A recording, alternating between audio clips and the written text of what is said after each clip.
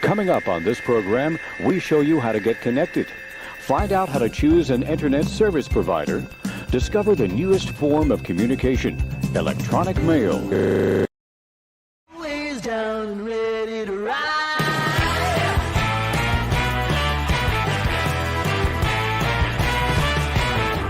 One by one, billion by billion, it's holding up half the sky. Raise your hand if you're ready and willing. If you know it's time. Time for a girl on time. Time for a girl on time. Time for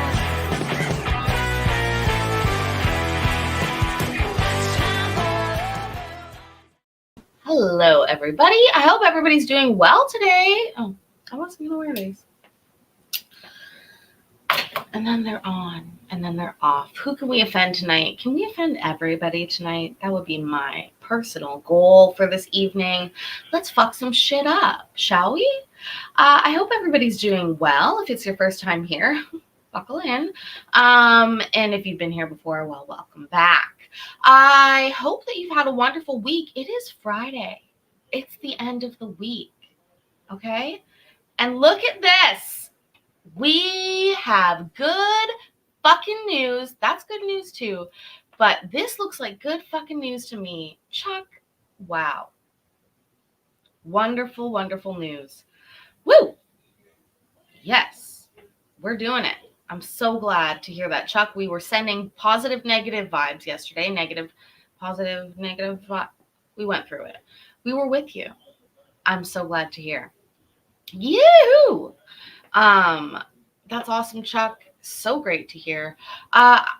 Also, congratulations to Team Canada, who won a 4x100 meter gold medal in the men's Olympics today. I watched it. It was amazing. I was so proud. None of their runners even made it to the finals of the individual events, but as a team, they came together to be the best in the world. Go Canada. I love that. No offense, America was indeed disqualified.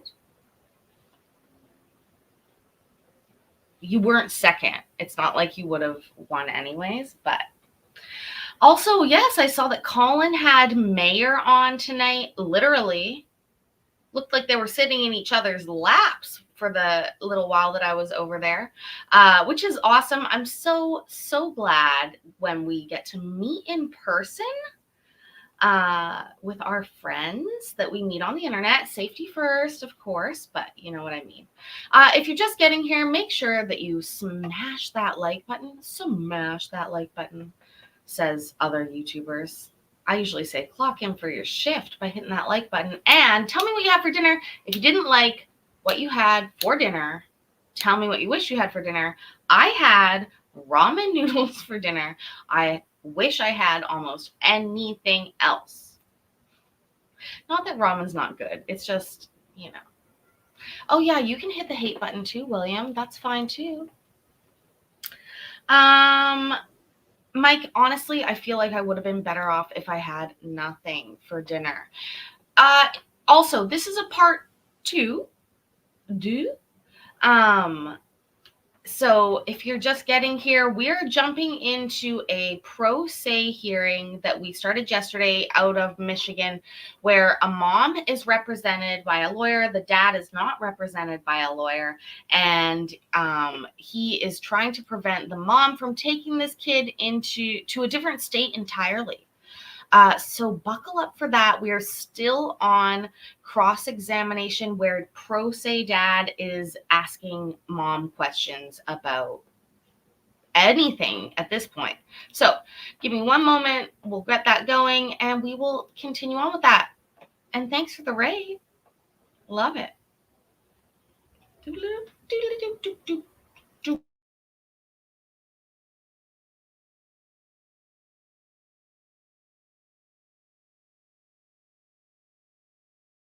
The lines and business owners come in and they kind of do mock interviews to see where you're at, where do you need to be. Then they come in again towards the end of placement to choose who they want. And then if you don't get choose, they branch out to other communities and try to see where they can place you.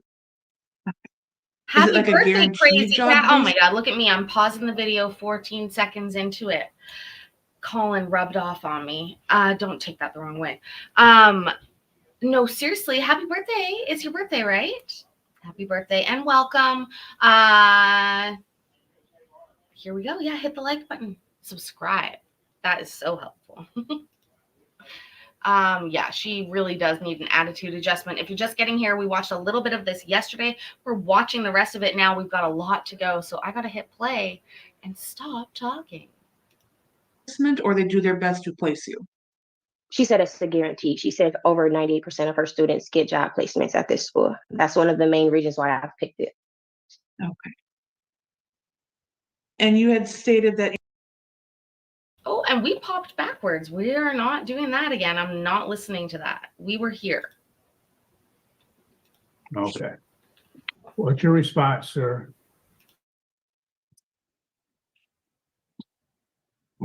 Sorry, I couldn't hear you. Skip. Say what's your response to the objection about asked and answered? Oh, I'm just trying to figure out why it's been going on so long without any communication. I get I haven't seen my daughter, but there's been no phone calls or nothing. It's just been stripped away from me, not by the courts, but from her. Sir, this isn't a question. Ask a question if you have it. Do you know it's been stripped away? I'm going to object, Your Honor. There's somebody in that room telling Mr. Wines what's going on. Yeah, actually, this was just me playing back some of the best parts that happened yesterday. So at the beginning of the hearing, they asked for this guy to be alone in the room. And as you just heard, he's cheating. He's going to get up, walk outside, and continue. This is basically where we left off. Sir, I just heard somebody talking to you. I told you to get the person out of the room. Sorry, I'm in somebody else's house. I have to go outside. Okay. Okay. Sorry about that. Well, don't let it happen again, sir, or otherwise the court could find you in contempt, or the court could again vacate and throw out all your testimony at this point. It won't happen again, sir. Okay. Go ahead. Do you know that I'm there for my daughter if you need me? I do not know that, sir. You have been very inconsistent in her life. She's 6 years old, and you have had multiple chances prior to this date to reach out. It's been over 3 years, and you've just started putting in complaints about parenting time. I believe you are very selfish when it comes to our daughter. So yes, I do not believe that you are there for her because you have not shown that. Also, when we worked together, you never attended doctor's appointments. Granted, she was 1.5 years old, so she was barely in the day. I was trying to go to daycare and get to go to school and everything, and you were not there. So I don't believe that.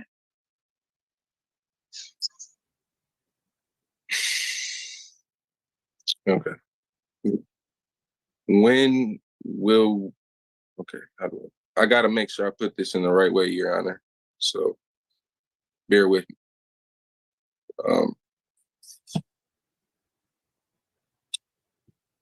Have you spoke to your brother Jazel? I speak to my brothers every day. Has he told you that every time I see him, I ask what's going on and there's no response? I'm going to object to hearsay.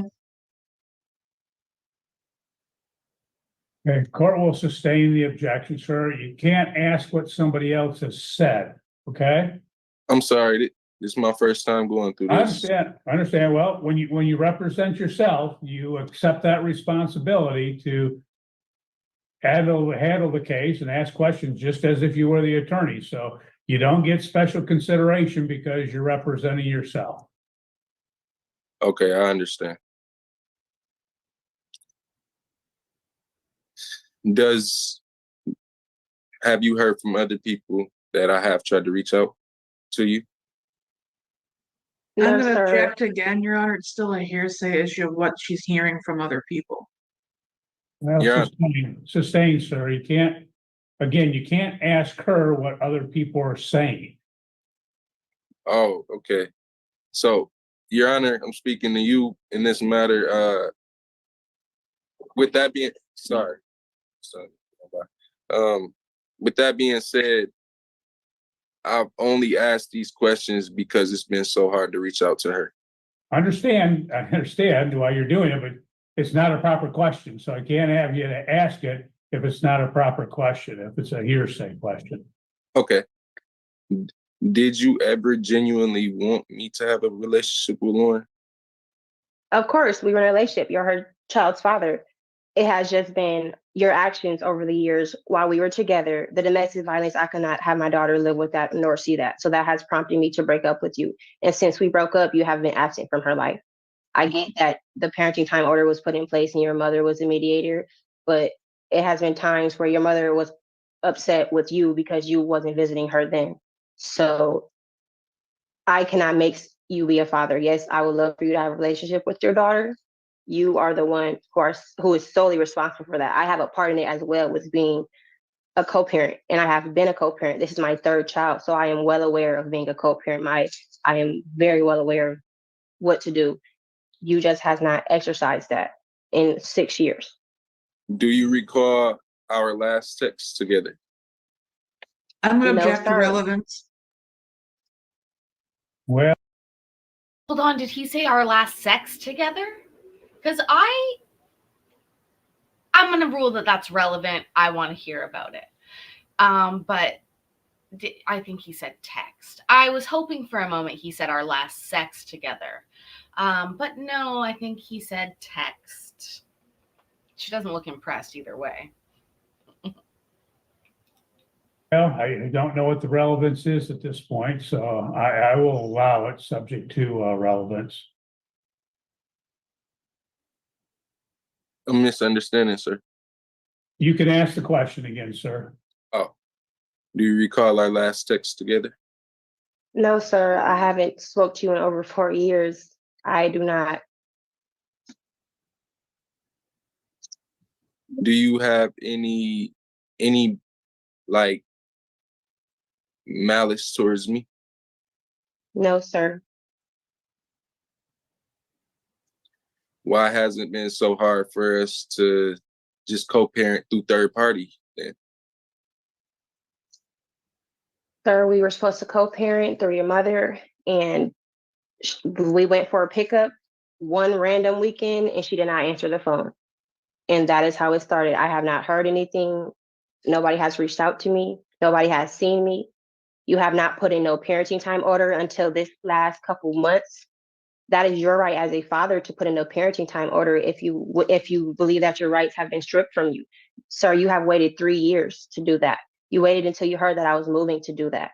I have did everything in my power for you to see your daughter without being traumatized by being in your presence. I have been trying my best for you to have a relationship with your daughter without being brought up about the past and the domestic violence.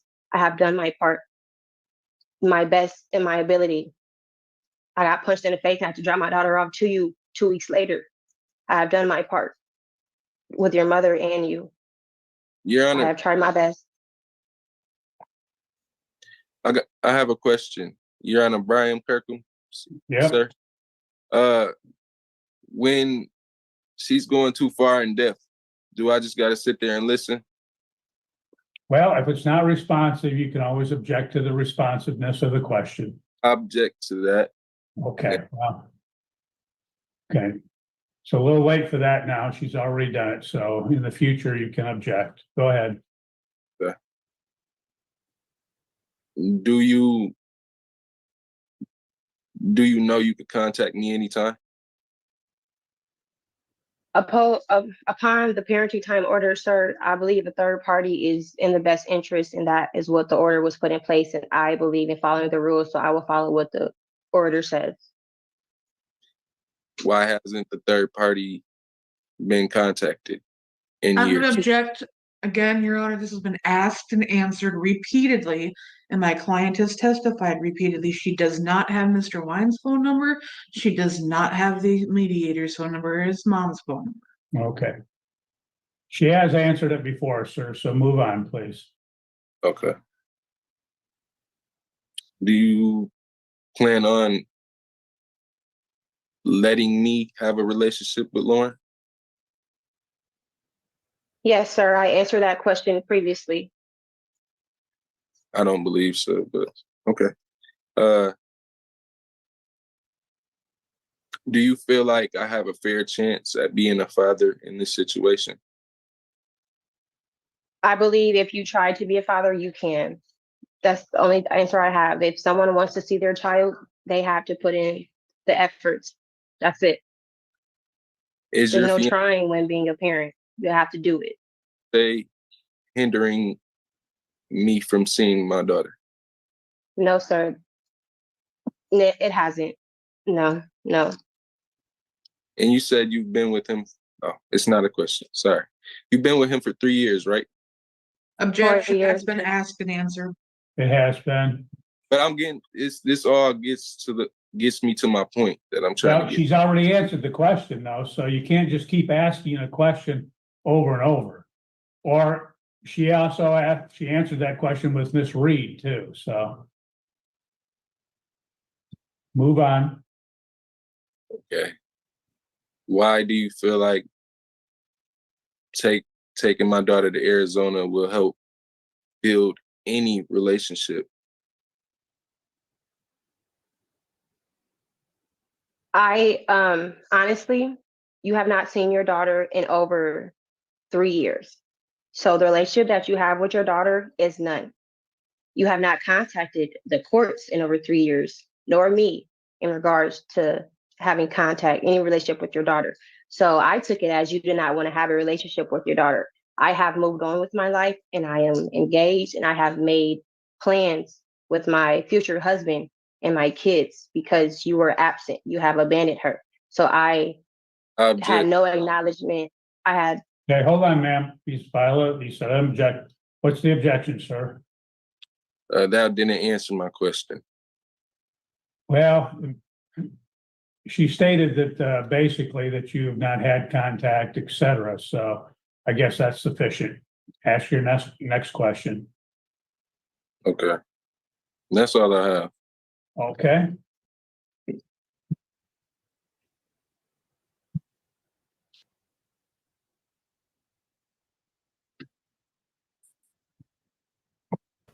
That was the end. Your Honor, What? I have people in the room willing to testify for me. Okay, well, that's fine. It's not your turn yet. Miss Reed has to present her witnesses. And what she's done, and I will tell you, as I said before, they shouldn't be in the room with you. Okay, they said they're in the waiting room, I guess. Okay, that's fine. Then when it's your turn, you can have them testify. Okay.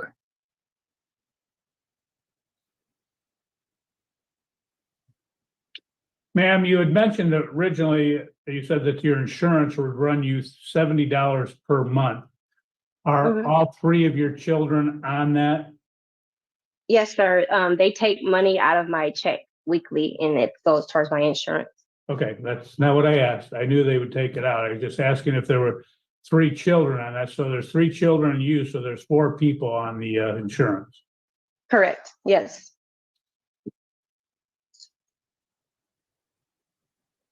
Okay.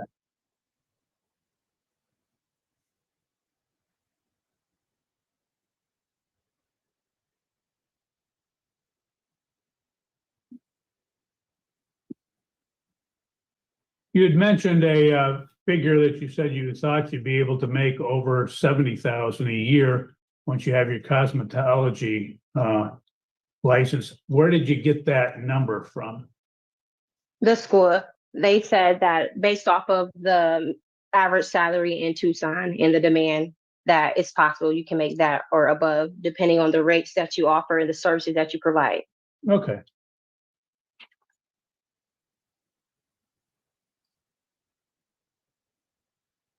I didn't catch, you'd mentioned that that the defendant had a criminal history, and you went really quick through what those were, and I didn't catch them all. Would you kind of tell me what they were again, if you're aware? Yeah, I'm sorry about that. He has a domestic violence case against me.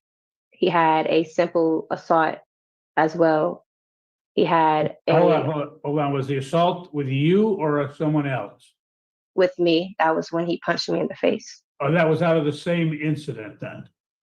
Yes, sir. Okay, so we had one case there, which was Mhm. domestic violence and assault. What other Yes. cases? He had a separate case that was, I believe, assault with a deadly weapon. And how are you aware of that? Speaking to my attorney, Miss Jennifer Reed, we looked it up while trying to see what all we needed as evidence for this case Okay. and to get the date on the exact order that I had.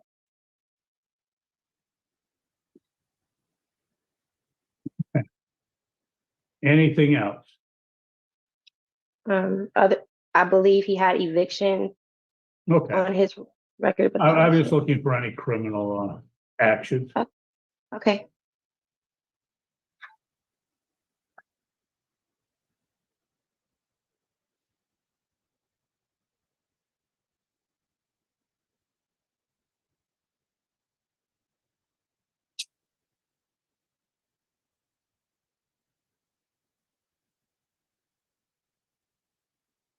Judge be thinking. Or actually, he's finishing his Wordle puzzle. Did everybody do their Wordle today? How many did you get it in?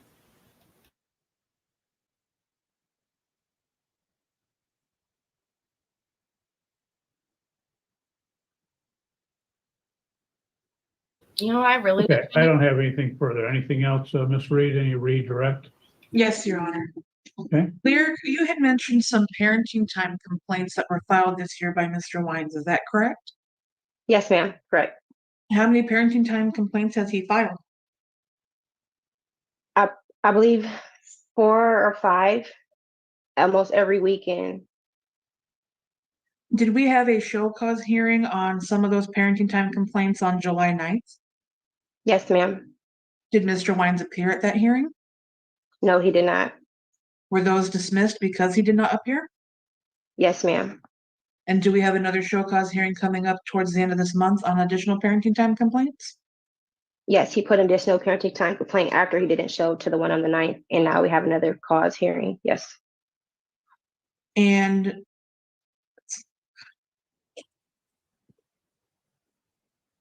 he has not filed any other parenting time complaints in the last 3 years, Correct. Yes. but he knows how to, correct? Yes, he does. Correct. Have you kept your address up to date with front of the court? Yes, ma'am.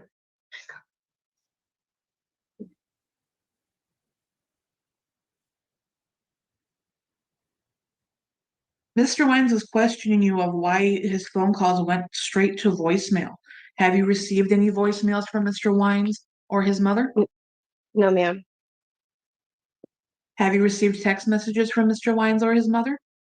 No, ma'am. I have no further questions. Sir, any, as a result of my question or Ms. Reed's redirect, do you have any recross? I just need to know what I can do, sir. This is my first son, and what I can't. Okay, as again, you accept that responsibility, so the court's not gonna give you special consideration because you choose to represent yourself. I'm allowed to ask questions. You're allowed to ask questions relating to any of the questions I asked or that Ms. Reed asked on redirect. Okay. So, no, nothing. I ain't got nothing to say on that. But I don't know how to. I just learned how to file complaints. Like I said, this is my only child. Okay, sir, that's not a question. All right, no questions. Okay, thank you. Ms. Reed, any additional witnesses? Yes, I'd like to call Antonio Richardson. It's my understanding he's in the waiting room. Okay. Yes. You bring.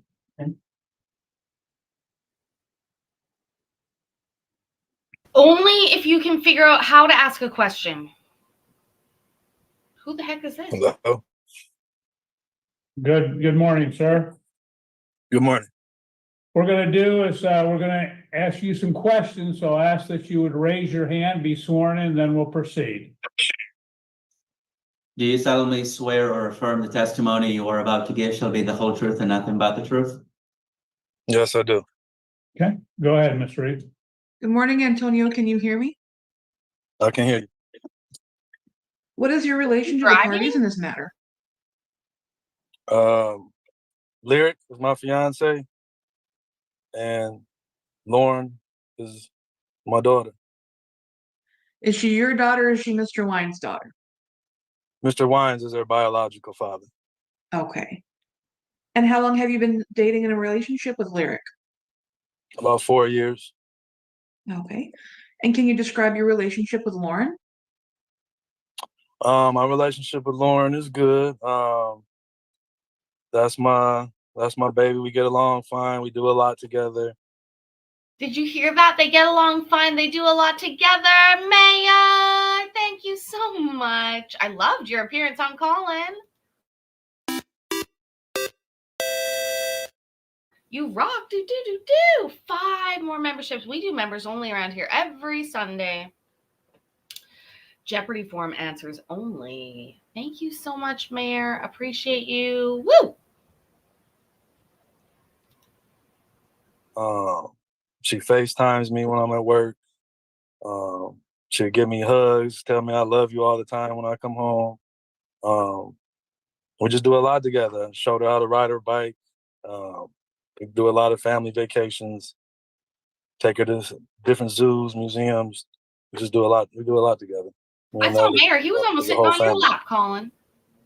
Where do you currently live? Tucson, Arizona. And how long have you been there? About 8 weeks. Okay. And are you currently renting a house? Yes. Can you describe the house for me? I have a 4-bedroom, 3-bath, bi-level, privacy fenced in backyard, Humble brag. 2-car garage, Oh, humble brag. 2 central air units, 2 ACUs. 2 living rooms, fireplace. Anything else? That's fine. And is the 4-bedroom house in preparation for Miss Cannon and her daughters to move in with you? Yes, it is. I'm waiting on them. Yep, And are you currently working? I am. And where are you working? At a barber shop in Tucson. And how long have you worked there? It's about a little over a month. And based on your current clientele and what you've been making over the month, and on the general income of other barbers in your shop, what do you predict your gross income to be this year? Averaging them anywhere from 8 to 10,000 a month. Cutting whose fucking hair? I'm sorry, my sister's a hairdresser, 2 of them. You gotta be hustling. He can't be a month into a gig as a what is he? Fuck, a barber. And making 8 to 10 a month? No. Also, I need more juice. I'll be right back. So you're looking at maybe $80,000 to $100,000 this year? Bullshit. Yeah. Bullshit. Pay taxes Are you on willing to that. support Lyric and her children? I am. I have been for the past 3+ years. So yeah, I'm definitely ready for that. Do you have any criminal history? I do not. Do you have any Children Protective Services history? I do not. Have you ever had any court proceedings regarding abuse and neglect of any children? I have not. Is Lyric currently in any danger? No, she's not. Is Lauren currently in any danger? No, she's not. Are you in any way restricting Lauren's ability to visit Mr. Wines? Not at all. Are you willing to facilitate a relationship between Lauren and Mr. Wines? Am I willing to facilitate a relationship? Yeah, Yes. for sure. For sure. I personally haven't ever even seen this man. I have never seen him, and Lauren hasn't seen him in over since I've been around. So I don't even know what he looks like. So it's hard. Facilitate relationship. Yeah, I don't even know this man. But Okay. I have no further questions. Okay. Mr. Wines, you have opportunity to ask, Mr. Richardson some questions if you wish to do so. Mr. Richardson, do you have any kids? yep, Do you have close relationships with those kids? I do. Why do you make it hard for me and my daughter to have a relationship? How do I do that? He's asking me a question, sir. I'm allowed to. I understand. Just Mr. Richardson, you can't ask him questions. You just answer the question if you can. I don't have an answer for that because I don't do anything to stop that. So it's, Okay. And that's your answer. Do you physically discipline my daughter? no, I don't. What's your occupation? I'm going to object. That was asked and answered by myself. Mr. Richardson works as a barber. Well, you just okay. I'll allow him. Go ahead and answer the question, sir. I'm a barber. You've never seen me before? I have not. You've never seen me at Phase 1 Barbershop before? I have not. Did you used to cut hair with Mitchell? Yeah. So you have. Okay. Has my daughter ever asked you to call and talk to me? Never. Objection. It's hearsay. Sustained.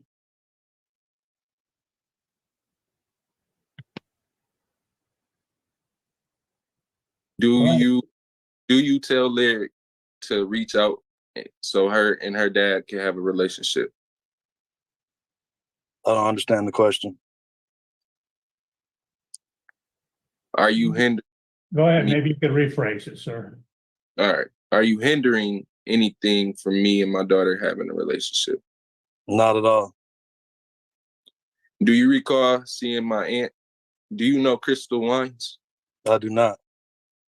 Do you recall seeing Crystal at Dudley and telling her she couldn't talk to my daughter? I do not. Lyric, do you is this only for him? Yes. Okay. What type of relationship do you have with Lauren? I'm going to object. That was asked and answered. Well, specify, sir. Again, he's talked about being engaged and them having again, that relationship for almost 4 years. So maybe if you have specific questions.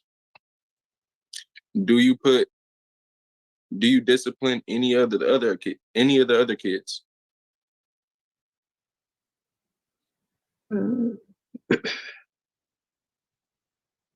Is this about Lauren or do I don't know what to do. Yep, he's asked about the other children that presumably the plaintiff has. No. Do you know Malika? No, I don't. Has she tried to reach out for me to get in contact with you guys? I don't even know who Malika is. No, Malika has contacted me. Do you have contact with your son? What? Do you have contact with your son? Do I need to answer that? Is this Yes, about sir. Lauren? Okay, yeah, I do. Has he told you I've reached No, out he to hasn't. Objection, hearsay. Sustained.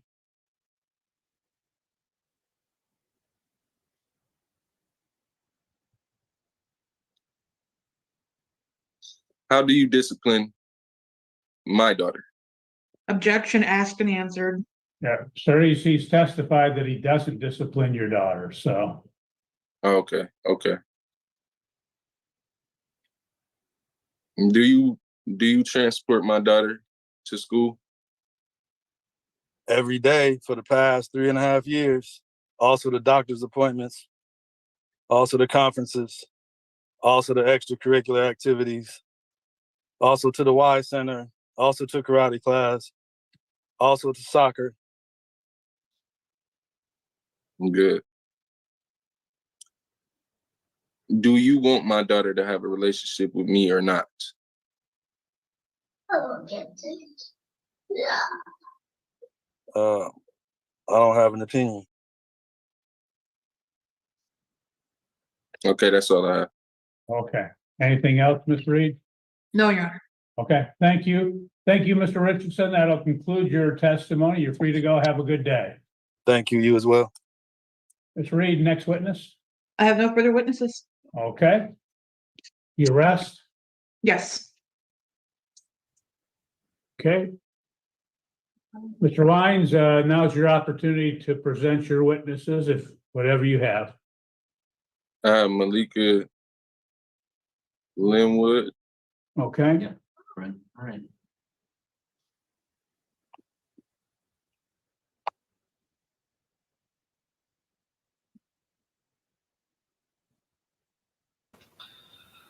All right. Is that child in the room, Lyric? Her audio. Wait. She May I Okay. Okay. Miss Linwood. Oh, Richard's trying again. Nope.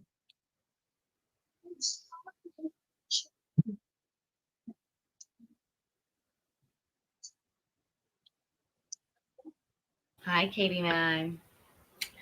I wish there was a chase tonight. Oh, be careful what you wish for. I'm ready. I could do the chase like this. Thank you for tuning in, ladies and gentlemen. What's We going are on? just waiting for Should be this. able to hear us now. I'm waiting for that. Miss Linwood, you're muted. You have to unmute and join the visual. You gotta Okay. unmute. Are you able to hear us, ma'am? Yes. Okay. What we're going to do is we're going to take some testimony from you. So we'll have you raise your right hand, be sworn in, then we'll proceed. Do you solemnly swear or affirm the testimony you are about to give shall be the whole truth and nothing but the truth? Yes. Okay. Go ahead, Mr. Wines. Sorry, I couldn't hear you. Skip. So go ahead, Mr. Wines. You can ask your questions now. Malika. Yeah. Hey. Have we recently spoke, correct? Yes. And you told me that you have been in contact with Lyric. I'm going to object to the form of the question he's leading. Okay. Sir, what you do is you can ask her if she's had contact with the plaintiff, et cetera. You can't lead a person, so you can't effectively Okay. you can't effectively tell them what you want them to testify to, okay? Okay. Have you had contact with Lyric? Yes. When's the last time you spoke with Lyric? It had to been, I want to say my visit, it had to been about a month and a half ago. Okay, who is Lyric to you? Lyric, I consider Lyric as my day one, and let me give y'all that definition. Every morning, every night, for years next to each other, you know, as a friend, a best friend. Okay. Have you saw Lyric and the kids anytime recently? The last time I saw Lyric with my eyes, like in person, Wait, did she just say she's their day one? They talk every morning, every night, but she hasn't talked to her for a month and a half? Oh, this is the friend that thinks she's in trouble in Arizona. Oh, because she's been in Arizona. was 5 years ago, my daughter's birthday, and she was only allowed to stay about 5 minutes or so. And I've very rarely been able to stay in contact since then. Is it hard to reach Lyric? It's mostly impossible. You know, or she reaches out when she can, and that's rare. How does she reach out to you? I'm gonna object to relevance. Uh, and I don't want to say that Hold anymore. on, ma'am. Ma'am, if there's an objection, you need to stop and let us figure out the objection. Okay. How is this relevant, sir? I'm trying to figure out how she connects to everybody else, because through phone it doesn't work for me. Well, okay.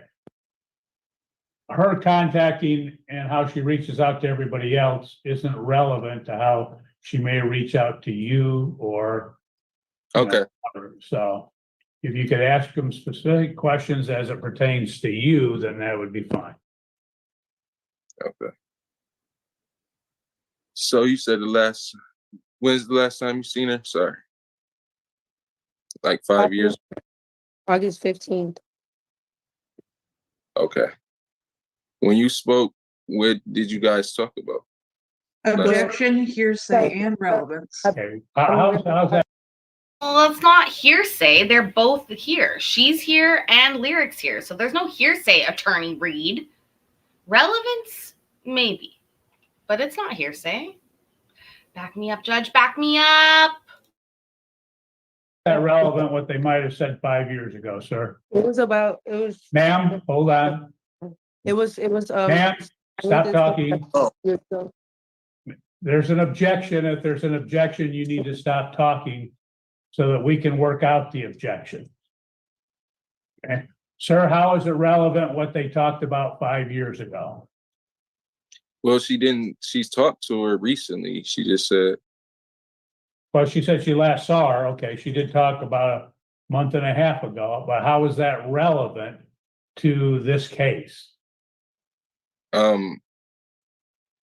to tell you that my daughter is in danger. Okay, Right. well, you need to ask questions pertaining to that as opposed to ask just general. I mean, they could have talked about the weather. They could have talked about any myriad of things. Malika, we have no relationship outside of this case, correct? Yes. I'm gonna object again, he's leading.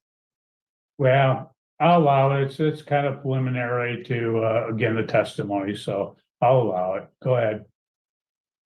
Yeah, we have no relationship outside of this case, correct? Right. Did you reach out to me concerned about Lyric? I did not reach out to you. About 2 weeks ago, I was visiting Michigan and I ran into you, remember? So I asked you, have you spoken to Lyric? And I asked you, have you seen your daughter? Because my friend is in danger and she has been in danger for 5 years. And I was trying to see Objection. if you have been in contact with her because I'm not aware. Objection. Okay. Hold on, ma'am. Like, Again, there's an objection, so stop speaking. Okay, what's your objection, Miss Reed? Well, there's multiple issues. We have lack of foundation for the allegations of danger when there's already been testimony there hasn't been contact in over 5 years. And we have some hearsay issues as well as some relevance issues of what's going on. Okay, well, I guess we need to have more to ferret out the objections and that. So, sir, if she's saying that, again, that the plaintiff is in danger, you're going to have to establish a foundation as to how she knows and what that might be. Okay. How do you know that Lyric is in danger? from Lyric herself. I can't tell you a specific day, a specific conversation or phone call, or even a phone number. ladies and gentlemen, but throughout the years, I have been speaking to my friend before she left or, was captured. I have been speaking to her. I know about her situation. I am one of her best friends. Okay. And she cannot help herself. Objection calls for speculation. And there's still lack of foundation about the allegation of being captured and that she can't help herself. Okay, well, or we'll disregard that. We're talking, if she says she's in danger and she's found that through speaking to the plaintiff, they'll allow her to go into that. She just set a foundation for that. Yeah, right. Miss Malika, what did Lyric tell you when you spoke to her to make you concerned? Well, I've been gone and residing in Arizona for about 5 years. That's, like I said, that's the last time I seen her physically. But for about 6 to 7 years, I want to say a solid 5 years. The year prior to that, the whole year, we would be able to meet up in person when she was able to run an errand or do something in her life. Like she would get like an extra 3 minutes. We would be able to connect in those times. But it was very short, and I was just, it was a welfare check and a hug to make sure she was okay. And then I wouldn't see her for another year after that. Do you feel like my daughter is in good hands being around her fiance? No. Objection calls for speculation. Okay, I'm answering the question. Okay, ma'am, again, if somebody's objecting, you have to stop talking. Okay? Because we have to figure out the objection before we can take your answer. We may bar you from answering that particular question. So what is the objection, Ms. Reed? It's speculation, as she's testified that she hasn't seen my client over 5 years. How can she testify to if the child's in good hands? Okay, well, maybe Mr. Lyons, you'll need to discern that and set a foundation for how she can answer that question. Malika, how could you say these things and you haven't seen her in 5 years? Well, when I refer to a Lyric as a day one, and we go from every morning, 8 in the morning to 10 o'clock at night, every day for years, I did mention that, right? Did everyone hear that? So if she goes from my day one, and then, I move into a whole nother state, I see her a year or two prior, almost every other day, almost every week prior, and then it goes from that to once a week, to once a month, to once every 6 months. My friend is in danger, is what I speculate. Objection, there's still speculation. Okay, again, the court will sustain the objection at this point. You need to set a foundation. Just because she is not having contact, Okay, doesn't mean someone is in danger. okay. In what ways do you believe Lyric is in danger? My personal belief, or do I need facts on this? Sir? My personal belief is physically, I have seen bruises on her, though, when we talk. I'm not going to tell you guys how we talked. It's been 5 years since the in person. Can everyone hear that? Since in person. I've been on video, I've been contacting her, calling her ever since then. It's bruises on my friend. I used to be able to speak to the kids. I can't speak to the kids. I can't see my friend or her babies. I don't feel like something is right because she can't freely call me. Objection calls for speculation. 4th of July. Ma'am, again, when the attorney objects, you need to stop talking. Right, sir, I didn't hear it. Okay, that's fine. And I was in a sentence and she said it. Okay. So sorry. Okay. Attorneys are allowed to interrupt. Court will sustain the objection. Go ahead, move on, Mr. Wines. The last time you seen Lyric, how did that altercation go? I'm going to object to relevance, as the last time the in-person contact was made was 5 years ago. Well, she did state she has seen her on Zoom, so that may set the foundation, sir, as to when you talked the last time. Are we talking the 5 years ago? Are we talking, some other time in which it was on Zoom? So maybe clarify what you're talking about. Okay. When's the last time you've seen Lyric? It's the best I can.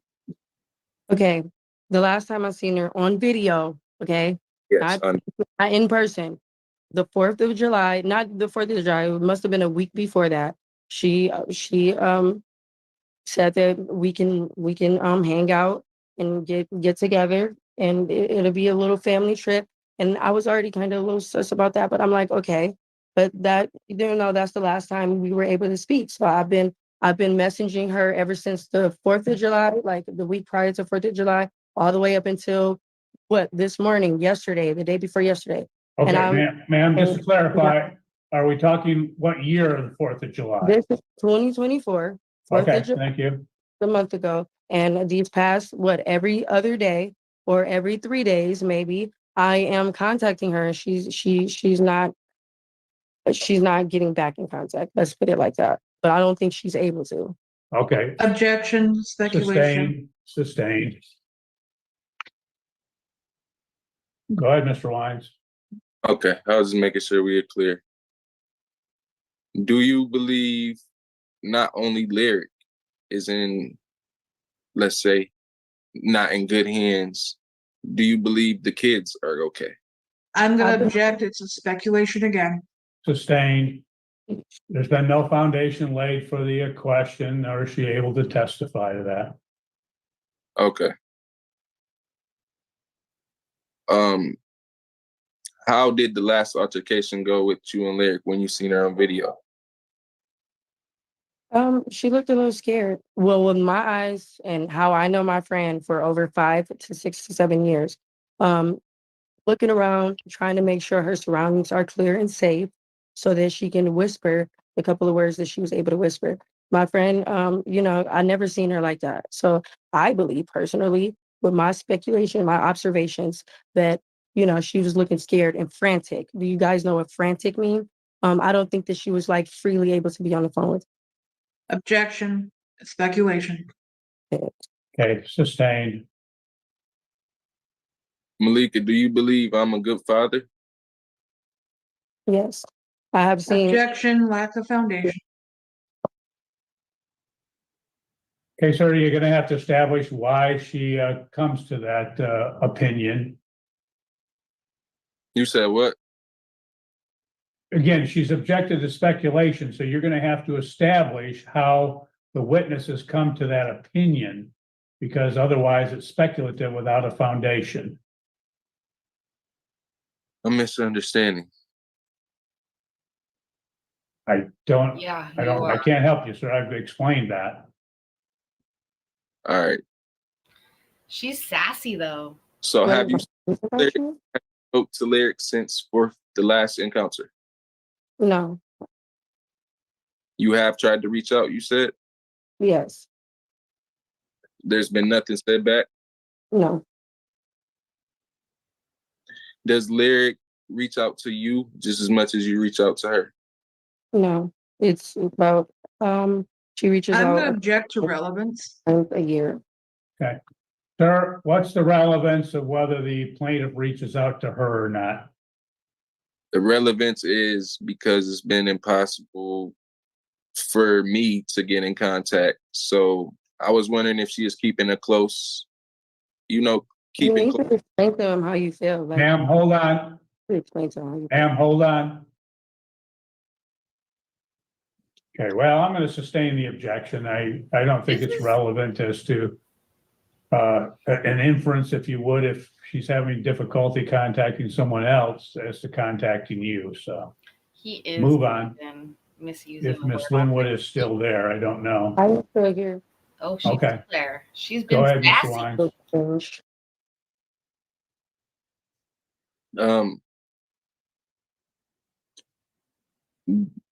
I don't even know what questions I could ask. It seems like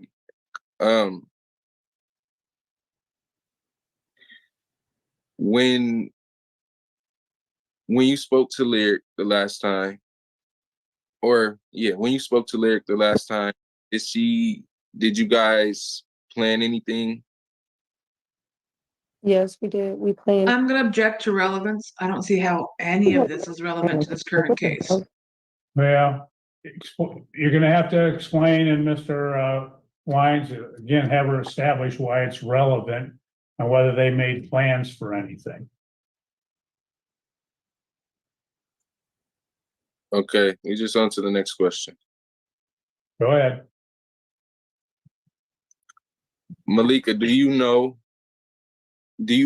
anything about Lyric's fiance?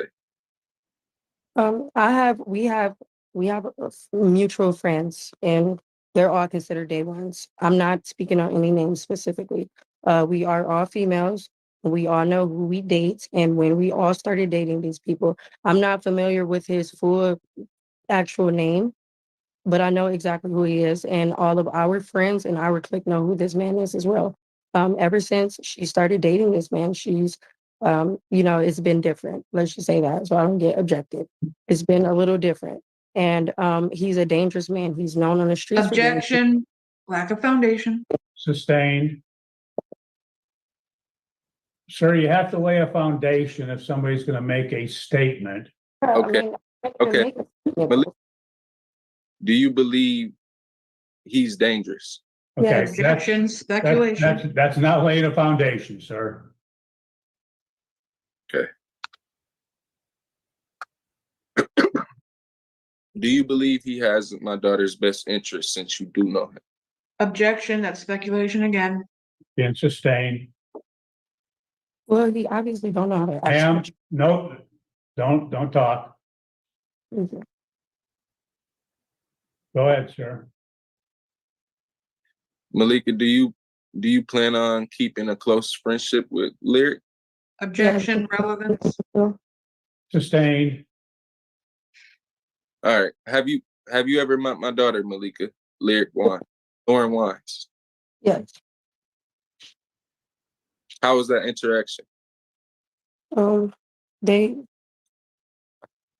it was kind of like, I know a kid. I have three children myself.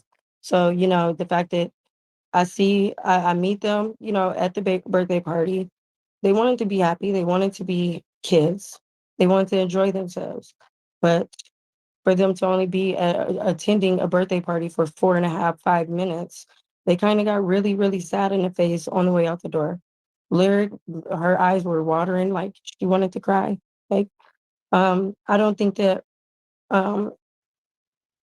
that it was happy times inside. They just, faked the fun.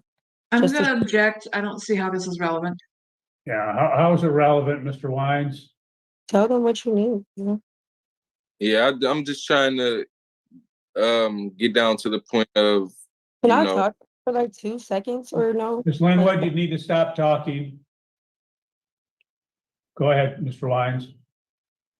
I just want to be an active father, and Well, that's fine, but it has nothing to do with this witness as to whether you want to be an active father. So ask the witness relevant questions and we can move this matter along. yeah. Can you hear me?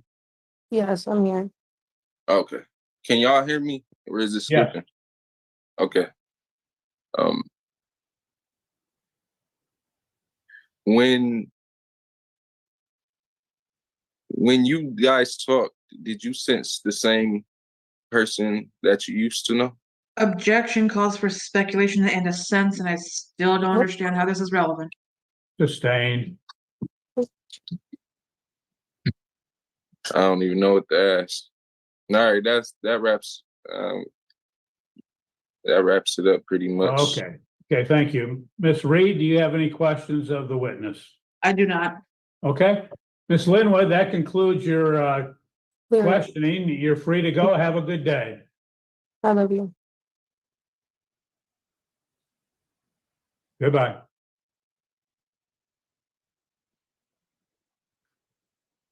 Next witness, Mr. Wines. That was so awkward. Brandon is my next witness. Oh, He should be in the room. Brandon? What do you do? Yeah. Brandon what? She did. I'm not sure of his last name. You don't know. He's in the waiting room though, he said. Him in the, oh my God. I don't have anybody in the waiting room right now. She was saying it On to Zoom her. here. Yep, there's no one in the waiting room now. Okay. All right. Well, that's my only witness then. That's your only other witness? Yes. Okay, and that person's not here, so do you rest, sir? Yes. You have no more witnesses, correct? No more witnesses. Okay, thank you. What about your mom?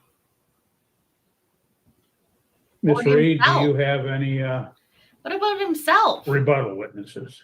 I do not. Okay. Okay, looks like that concludes the proofs. And Ms. Reed, do you have any closing argument to make? I do. So Lyric's requesting sole legal custody because there's been swearing and apparently apparent based on the testimony communication issues, and there's been domestic violence, there's been PPOs, and she believes that she cannot co-parent, and it's been demonstrated there's a co-parenting issue regarding this child. So she's requesting sole legal custody so she can make those sole decisions for the child. She has been making the sole decisions for the child, and it's been testified that Mr. Wines has not been active in this child's life for the last 3 years. The big question is regarding the change in domicile request. First, the trial court again must determine whether the moving party has established by a preponderance of the evidence the factors enumerated in MCL 722.314. Number one in that analysis is whether the legal residence change has the capacity to improve the quality of life for both the child and the relocating parent. And I believe Lyric has met that burden by clear and convincing evidence, not necessarily by a preponderance. She has testified that this move will offer her an ability to attend a school for beauty to get a cosmetology license, where she's going to be able to have some grant funding or some financial aid to help pay for the majority of that school. Upon completion and during that school, she's going to be able to have almost guaranteed job placement in location that she has an opportunity to make almost double of what her current income is.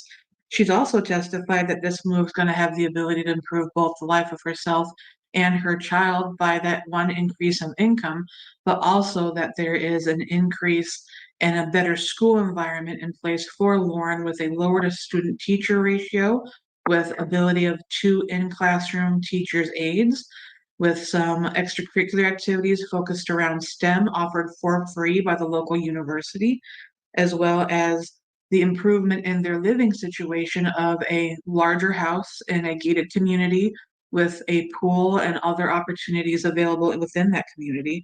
So that's a very clear life improvement for both Lyric and the child. The second factor is the degree to which the court is satisfied.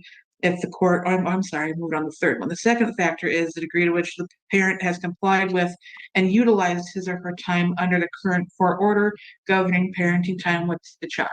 It's been clearly established that through testimony that Mr. Wines has not had parenting time or exercised his parenting time or even sought to exercise his parenting time in the last 3 years. Only when he found out that Lyric was planning to move did he file parenting time complaints. One of those we went to a hearing on. Mr. Wines did not appear. The referee dismissed that parenting time complaint because he did not appear. So he has not complied with the parenting time order.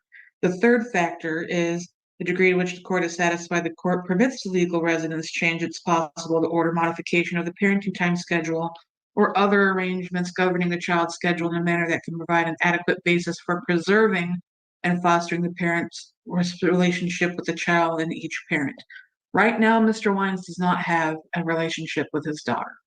His daughter, as Lyric has testified, does not know who he is and looks to Mr. Antonio Richardson as the father figure, as that who has been the primary father figure throughout her entire life, at least for the last 4 years. That's who she looks to for love and affection, as well as her mom.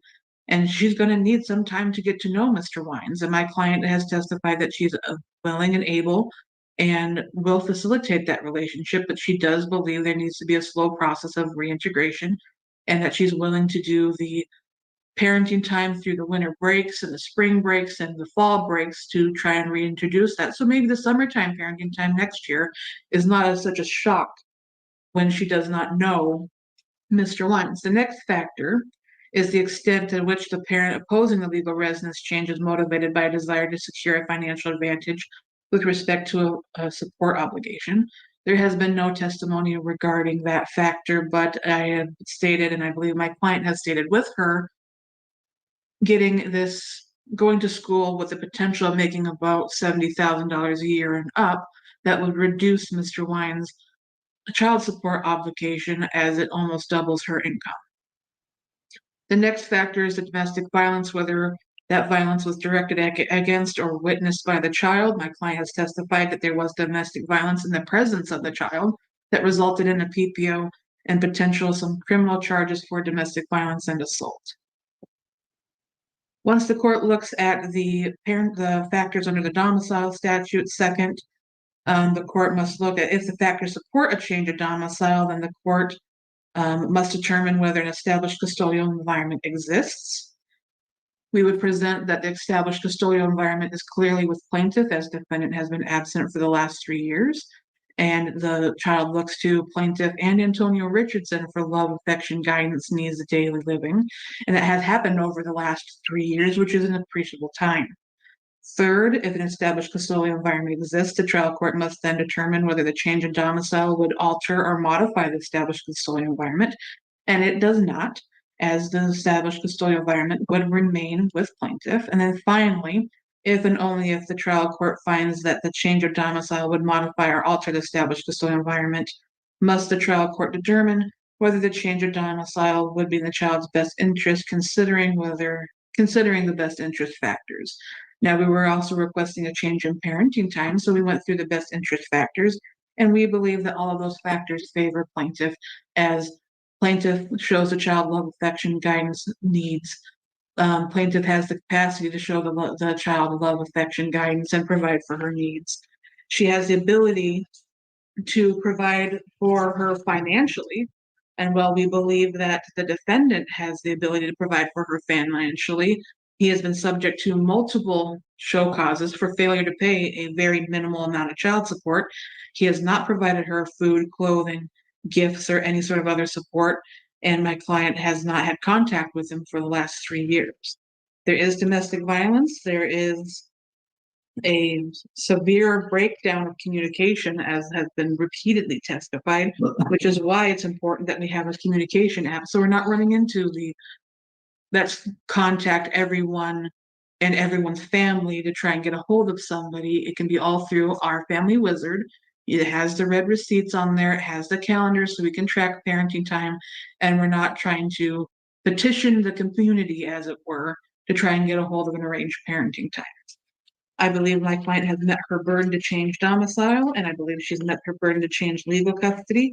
And we're requesting that she have sole legal custody, so that she be permitted to change domicile to Arizona, that we have a graduated out-of-state parenting time schedule to reacclimate the child with the defendant. That would include Zoom calls, video calls, and I do believe our family wizard, if they pay an additional amount, might offer also some sort of communication, but Zoom and maybe FaceTime or Skype is free.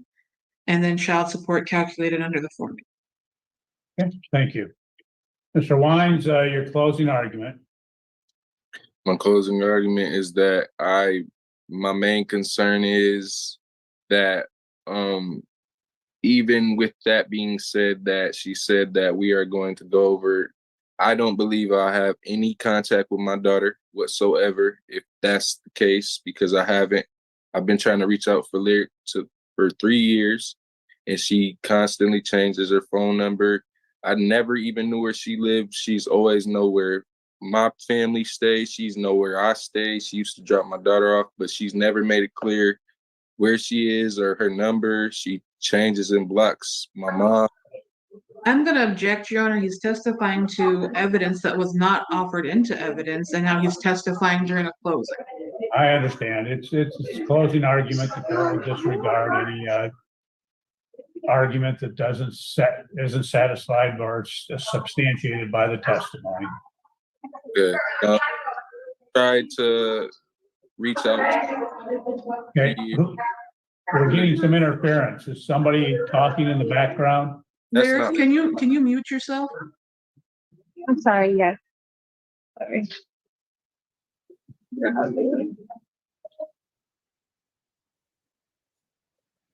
Okay. Okay, go ahead, Mr. Lyons.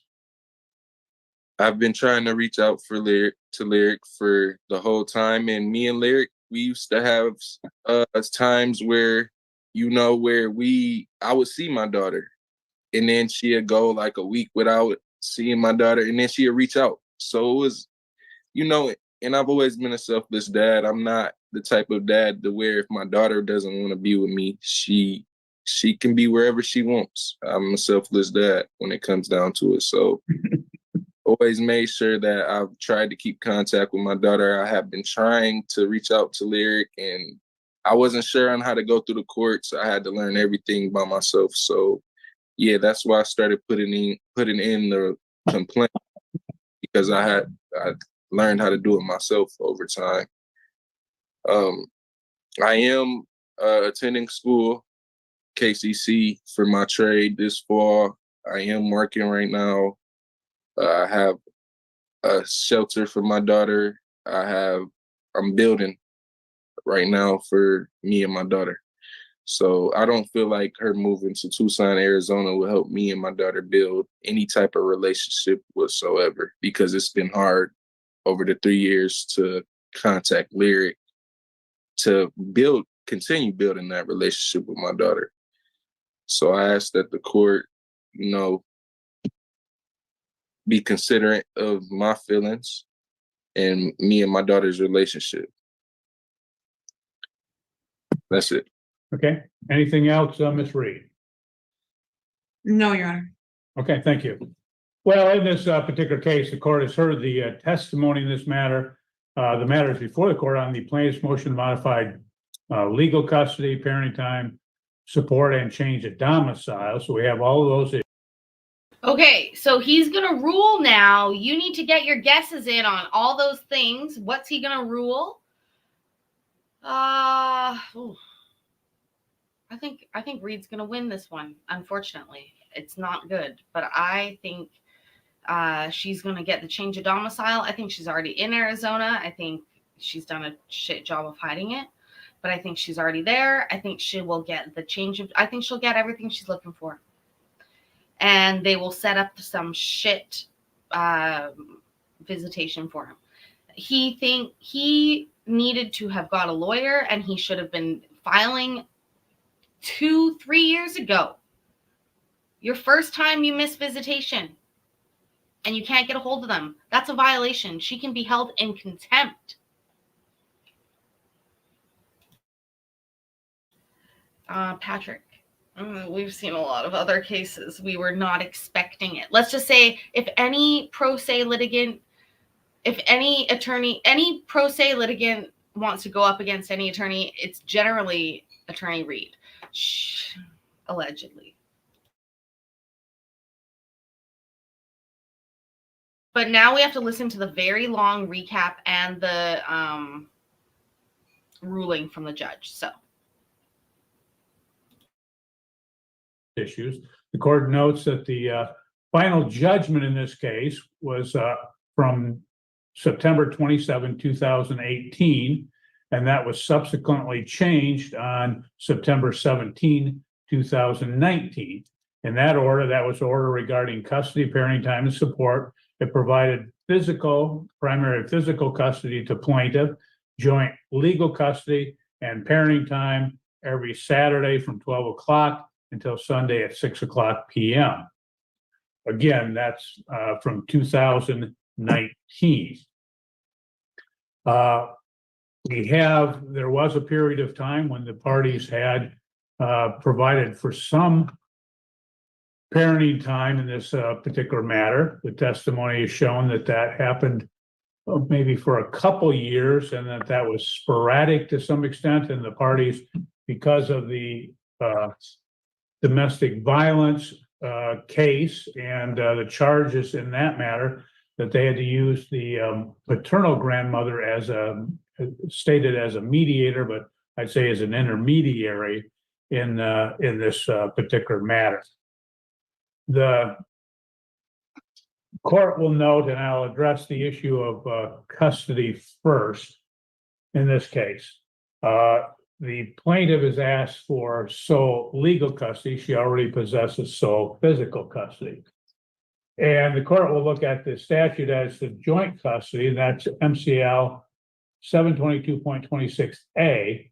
And that provides that in custody disputes between the parties shall be advised of joint custody. They're obviously aware of that because they do have joint legal. And court will look at in this particular matter to determine whether there should in fact be joint custody. The court has to consider the best interest factors, and I'll address those in a moment. In this case, the statute provides under subsection 2, it provides that court can grant joint custody if the parties agree on joint custody. The court shall award joint custody unless the court determines on the record, based upon clear and convincing evidence, that joint custody is not in the best interest of the minor child. The question under subsection B is whether the parents will be able to cooperate and generally agree concerning important decisions affecting the welfare of the child. In this case, it's clear that, again, at least the parties, there was not much, if any, testimony as it related to the time prior to the 3+ years that there's been no contact. But even before that, there was testimony that the defendant was not involved in doctor's appointments for the child. He was not involved in school enrollment. He was not involved in, again, other school activities. And there's been no testimony to the fact that he has in this particular matter. So Hold on, that was my wish, Loud. I wish that somebody would accidentally deliver Chinese food to my house. Oh, wouldn't that be the dream? Live in the fucking dream. Hey, let's enjoy it, right? Loud, let's enjoy this. it does appear, based upon a total absence of involvement by the defendant, that he has abdicated those responsibilities and that to the plaintiff in this particular case. As a result, the court does note, it appears that she has in fact provided solely for the child during that 3+ years without any involvement of the defendant.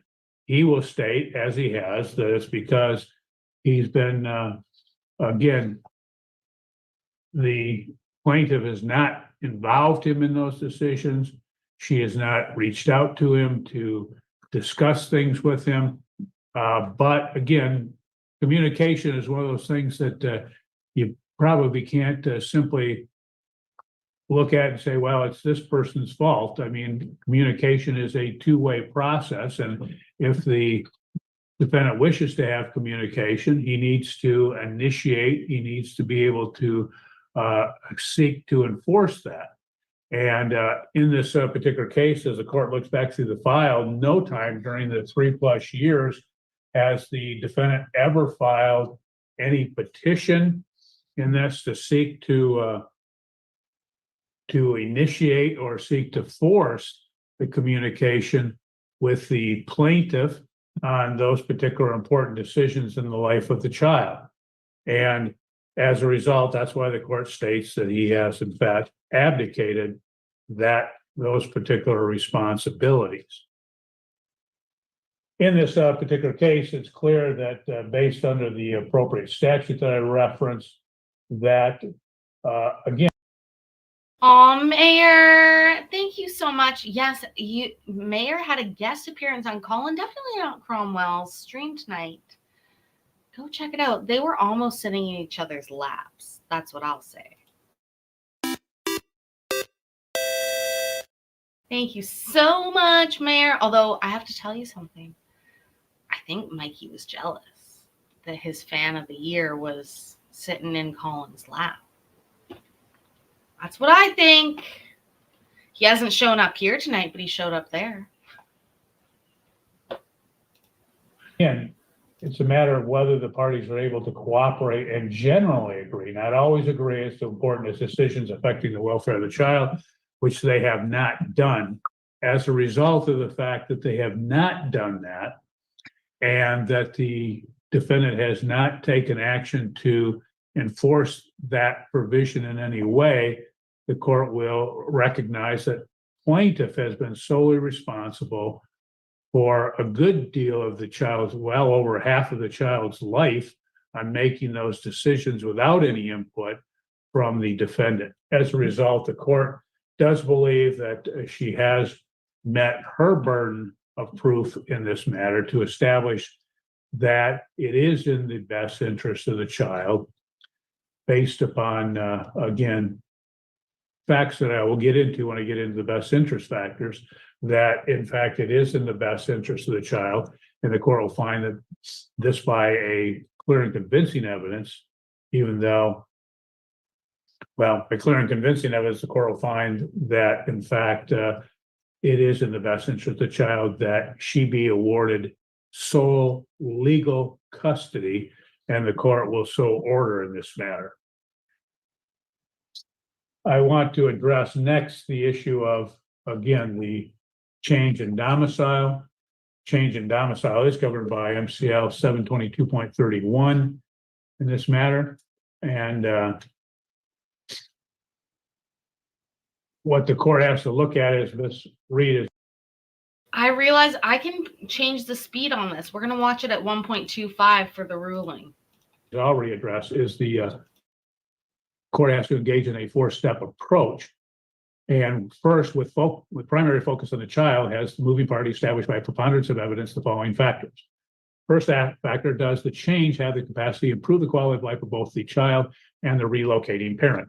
The plaintiff has testified that, in fact, it does have the chance to improve the quality of life by moving to Tucson. And she points out that the factors that she looks at, she says first, again, that she is going to go back to school. She seeks to have her cosmetology license, that she, in fact, would make approximately $70,000 a year in contrast to the $40,000 that she's making at the current time, that she has done some research in that. She's looked into the school. She has apparently acquired financial aid, which would pay for her tuition, that she would complete that training in approximately 10 to 12 months, and that they have an excellent job placement where there is potential for 90% of the graduates to get jobs, and that she would, in fact, have that opportunity in Tucson. Also, there's been much testimony about the house that she would have. The state been testified to by both her and Mr. Richardson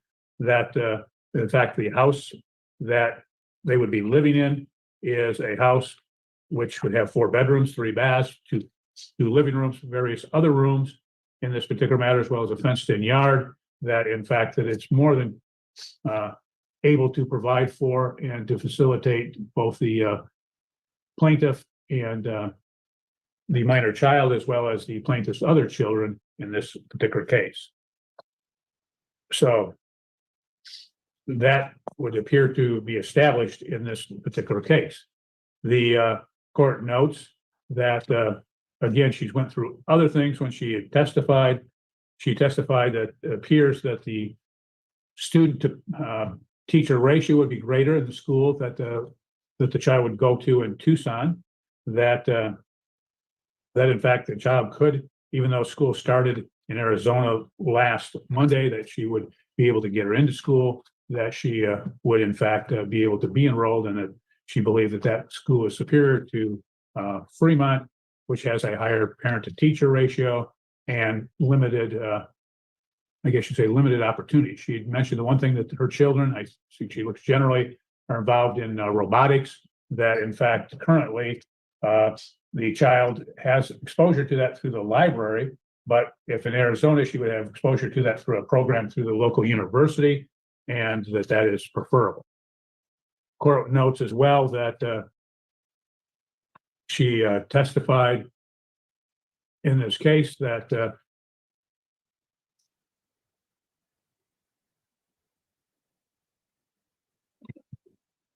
that there would be other opportunities for the child being in the home where there is a 2-income household.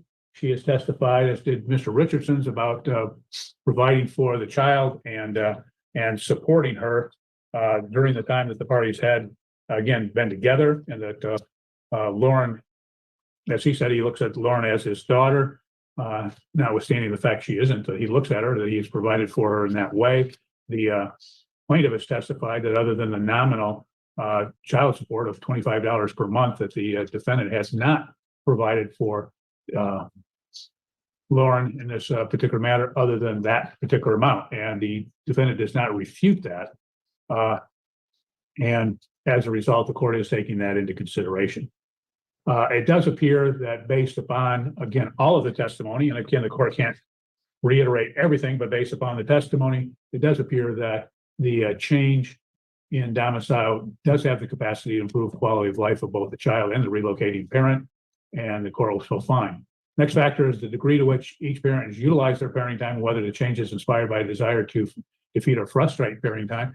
Clearly, in this matter, although that is contested and disputed by the defendant stating he didn't have a way to contact the plaintiff, that he states that her phone number was changed, that he had been blocked, and both his mother as well. The plaintiff testified that she's been on the same plan, which was paid for by her fiancé for approximately 4 years, that her number has not changed, that in fact she has likewise not moved, that she's not blocked either the defendant or his mother, that and in fact the court notes, in looking at the file, he knows that he can pursue enforcement action, as he has recently initiated as it related to parenting time, that likewise he could have initiated over the approximately 3.5 years a enforcement action as it relates to parenting time, and he has not done that until recently, until being informed that the plaintiff intended to move. So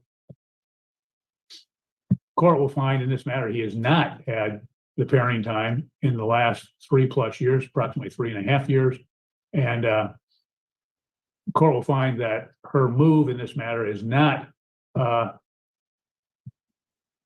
been, I guess you'd say, precipitated, if you would, or inspired by her desire to defeat or frustrate parenting time, which has not occurred for, again, the 3.5 years.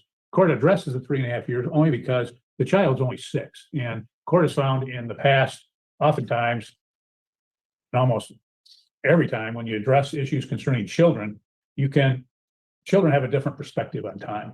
As you get older, your time changes, and children, I've had cases in which the children have testified, but children have also stated things such that something may happen, and a child may happen 3 months ago, 6 months ago, and children will talk about that event as if it was years and years ago.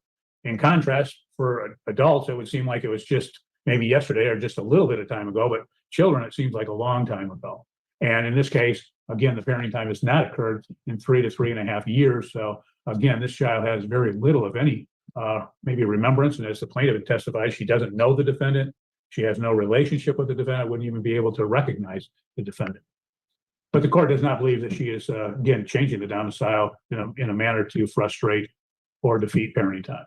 Next factor is whether the court satisfied change parenting time would preserve or foster the parental relationship of each party, and whether each parent is likely to comply. The court does believe that the parties would be likely to comply, although the court does have some question as to whether the defendant will, again, take advantage of and utilize the parenting time which might occur in this particular case.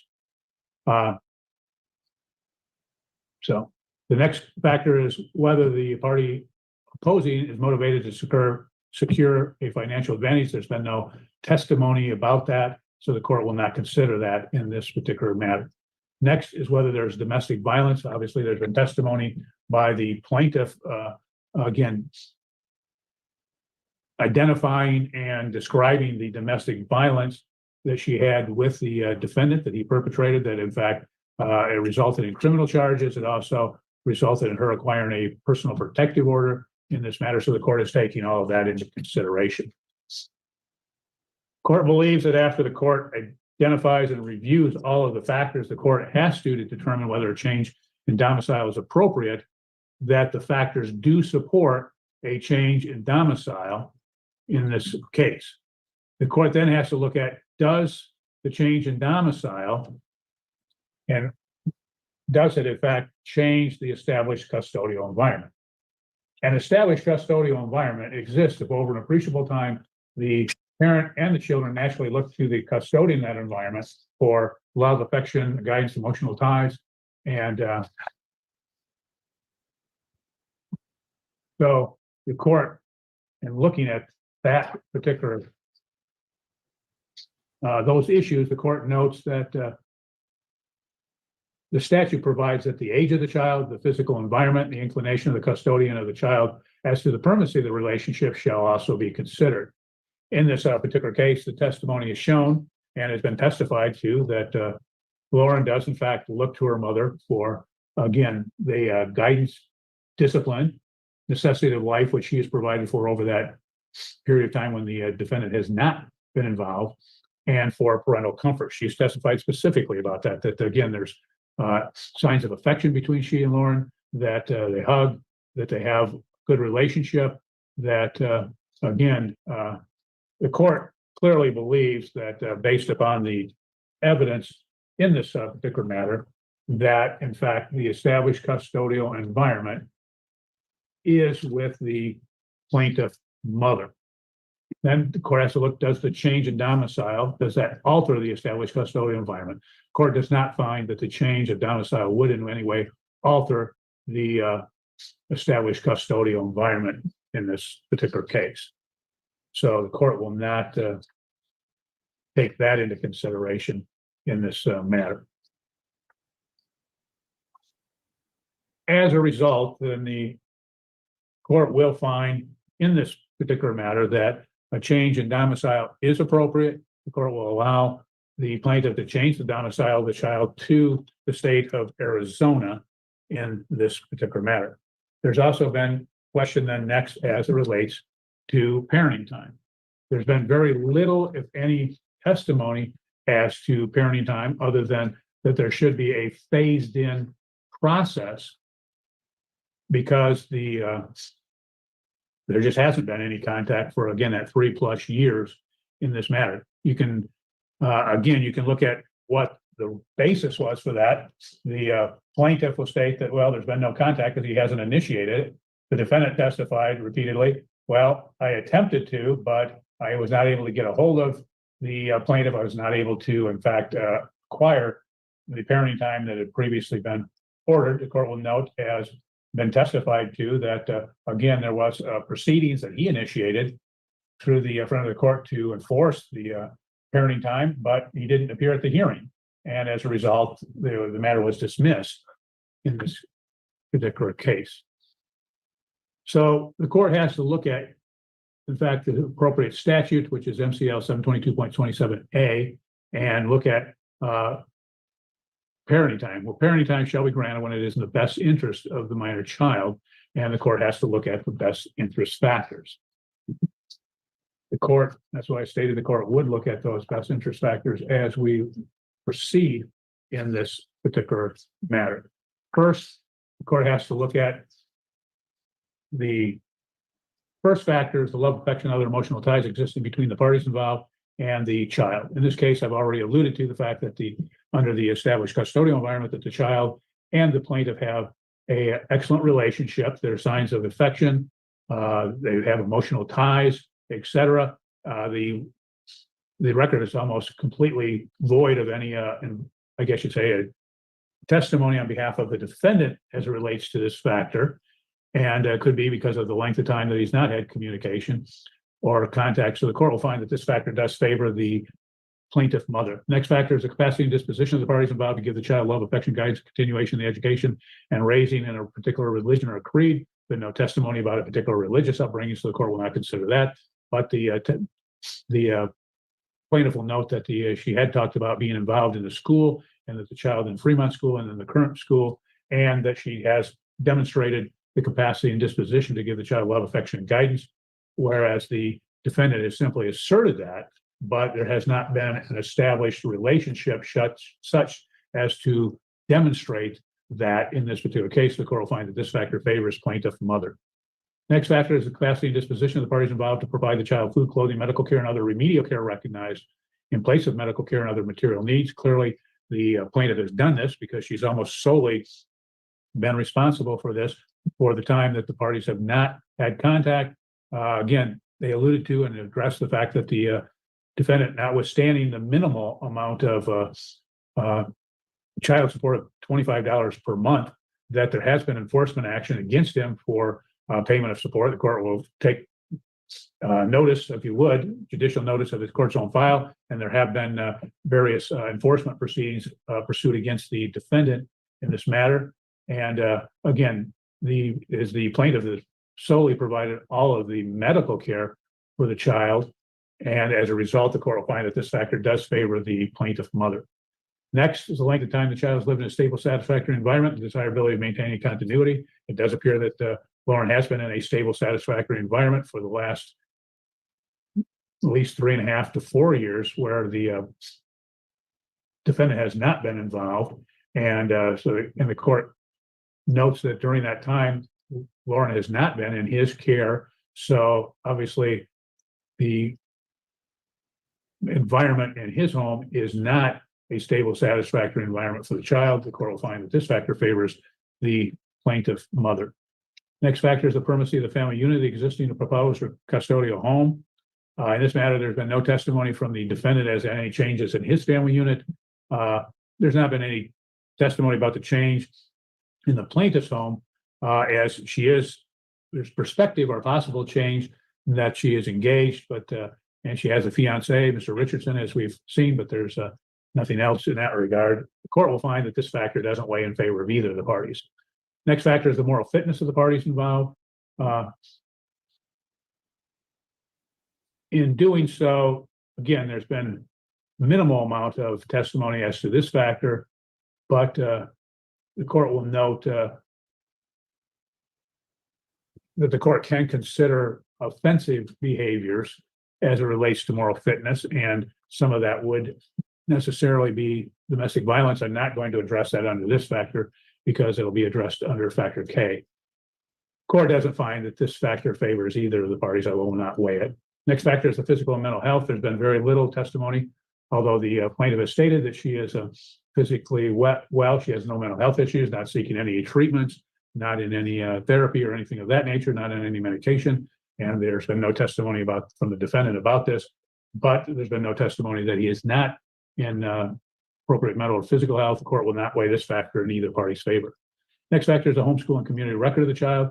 Clearly, in this matter, the home record is in the home of the plaintiff, as she's not been in the home of the defendant for, again, 3+ years. She has been in school at Fremont. She's going into first grade this next school year.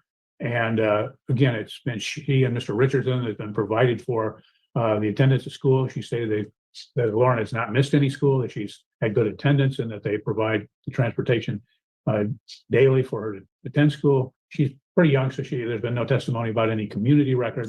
The court will find that this factor does favor the plaintiff mother.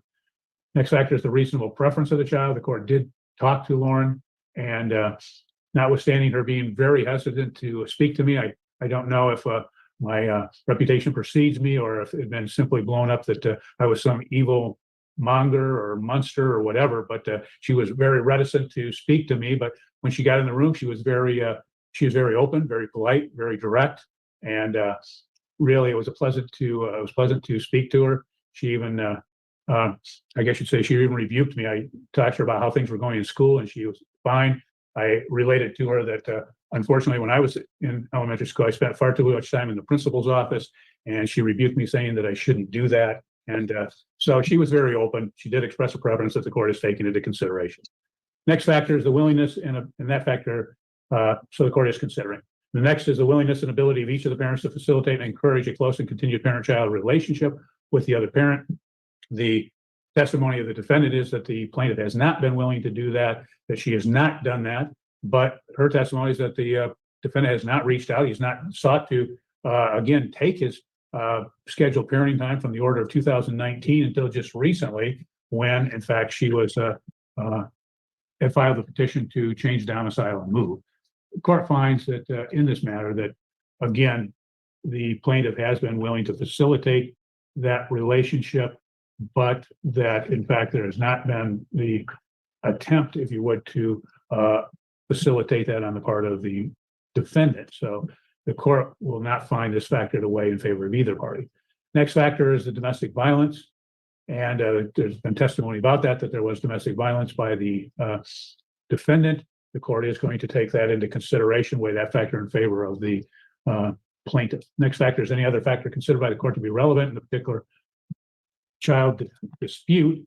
In this matter, the court notes that other factors that are relevant in this case, the testimony of the plaintiff is that she has two other children whom Lauren has resided with her entire life. The court is taking that into consideration in this particular matter, and will take that into consideration for purposes of determining her best interest.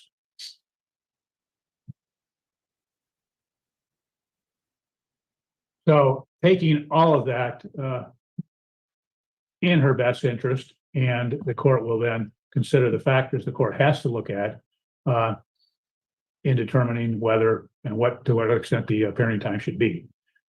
First factor is special circumstances or needs of the child. The court determined there are no special circumstances or needs. Second factor is whether a child less than 1 year old. That's not applicable in this case. The court will not consider it. The next factor, likelihood of abuse or neglect of a child during parenting time. There's been no testimony about that, so the court will not consider it. Next factor is likelihood of abuse of a parent during the exercise of parenting time based upon the domestic violence. The court is concerned about that, but obviously there's ways to facilitate that, so I don't think that's an issue. Next factor is the inconvenience or burdensome impact of travel. Obviously now with the change in domicile, there would be inconvenience and burdensome impact of travel. However, that's something that could be worked out in this particular case as time goes on. Next is whether parents reasonably expected to exercise court-ordered parenting time. The defendant has not exercised the court-ordered parent time in the past, so the court takes that into consideration. Next factor is whether a parent frequently failed to exercise parenting time. The court would recognize, as I've stated, that he has not exercised his parenting time, so I'm considering that. Next is the threatened or actual detention of the child. There's been no testimony about that. And next is, again, any other relevant factors, as I have testified, or as I've stated in this matter, as the testimony has shown, is that the defendant has abdicated that parenting time now for well in excess of 3 years in this matter. So the court is considering that, and the court believes that based upon the testimony that there has to be a gradual reintegration of parenting time if the defendant wishes to do that. First, the court would, in fact, note that the parties aren't able to communicate, haven't communicated, and so the court will order that the parties would communicate through our Family Wizard app, and that, in fact, they would attempt to, they would within 7 days of today's date, that the parties would basically acquire that app so that they can communicate. The court would caution each party so that they know, and I think that there has been testimony that the plaintiff knows at least, that in fact that communication through our Family Wizard is kept through the app, and the court would have access to that. So that's good, because then the parties can't make false claim. Well, I tried to contact them, I didn't try to contact them, or whatever they might state. There's a record of that, so the court would be able to see that in a subsequent proceeding should that be necessary. So the court would order that the parties would enroll and acquire that apps within 7 days of today's date. The court would allow, in this particular matter, that the defendant would have an opportunity to communicate with Lauren through our Family Wizard app, or arrange through Zoom or other type of application like that, that he would be entitled to communicate with her for again, for one, I guess I'd say 1 day per week for up to half an hour, and communicate. I understand this is going to be difficult at first until the relationship can be established and reestablished. And I would state for your purposes, Mr. Wines, that the first couple or first few or whatever may be very short. That in fact, you may be only able to talk to her for a limited period of time, maybe a couple minutes or something of that nature. And in fact, what I'll do is at least I'm going to change that where the communication would be for up to 10 minutes for the first, I guess I'd say the first 10 communications between the parties, between the defendant and Lauren. And then after that, it can graduate for another 10 minutes, up to 20 minutes, then up to a half an hour for each succeeding 10 visits. So if the defendant doesn't communicate with her, so there's only been 9, it would be the next 10 before it would graduate and go up. The court would then, at that point, entertain the opportunity of the defendant to have some face-to-face contact with Lauren in Arizona or in Michigan, based upon where the parties may be. If the plaintiff is in Michigan, then it may be able to be arranged here, and that initial contact would be supervised with another third party that Lauren is acquainted with and familiar with, and that would be again a limited contact for, let's say, an hour, and that it would be in a public place supervised by I guess it's an individual of the plaintiff's choosing, but I would say not Mr. Richardson, as that may again be more awkward and a problem in this particular case, but it'd be somebody that Lauren would be very familiar with. After that, the court would entertain, again, as long as that's proceeded and proceeded well, the court would entertain a motion to expand the parenting time at that particular point. And I guess we can leave it at that and simply wait until all of that occur, and then we would have some parenting time in this matter. The court does note that, again, there is apparently a referee proceeding in this matter that Ms. Reed had referenced to later this month.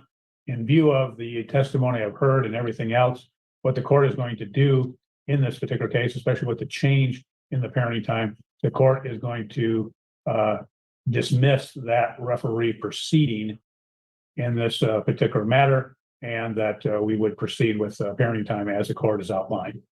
With that, I'll ask Ms. Reed, is there anything else that you believe the court needs to address or has failed to address before we conclude? For child support, I'm going to need some tax returns or documents from Mr. Wines to calculate that order. Okay, court will order in this matter, Mr. Wines, that you would provide to Ms. Reed your most recent tax return. If that's 2023, you provide that, and a recent paycheck stub showing year-to-date income, and that you would provide that to her within 10 days of today's date. Can you do that, sir? So who, Jennifer Reed? Yes, provide that to Ms. Reed, the attorney. Yeah, I could do that. Okay, I thank you. I don't And, disagree. She won today, sorry. fair I and guess square. I'll ask Ms. I mean, her attorney or her opponent was not an attorney. I'll say that, Al. Honestly, here's the thing. We watch this court all the time. Probably more than they know. It is honestly a little creepy on our behalf, but that's okay because we like it. But that's just, so we form our opinions about the regulars in this court. Ms. Reed is a regular in this court as an attorney. She's not who you might hire, but today she was the hired gun who won. The hired gun who won. Ms. Cannon, you can provide that to your Ms. Reed as well, your most recent tax return and your most recent paycheck stub, and that at the time that you exchanged the order, or provide that to Mr. Wines, Ms. Reed, that you would provide him with that paycheck stub and a recent tax return as well. Okay. And the court would in this matter note, as the Ms. Cannon had testified to, that she paid for insurance of $70 per month for the 4 individuals. You would simply prorate that. Freya, listen, I've been watching the chat. I do watch it. I know some people don't, but I do. But we don't kink shame around here. So That's one that is not going to fly. Also, I ride everybody hard equally. She's ugly. That's the way it is. It doesn't make her any less of a lawyer. I'm attacking the woman too. I'm just explaining to you how it goes here. We don't, yeah, and she looks a little fat. I'm sorry, but those are true. It's true about me too. And it's my channel, so I'm allowed to say what I want. Funny that. But the deal here is that we don't kick people out, but we also we recognize and have a good time. You will you'll have a lot more fun here if you join in, or if you don't take it too personally.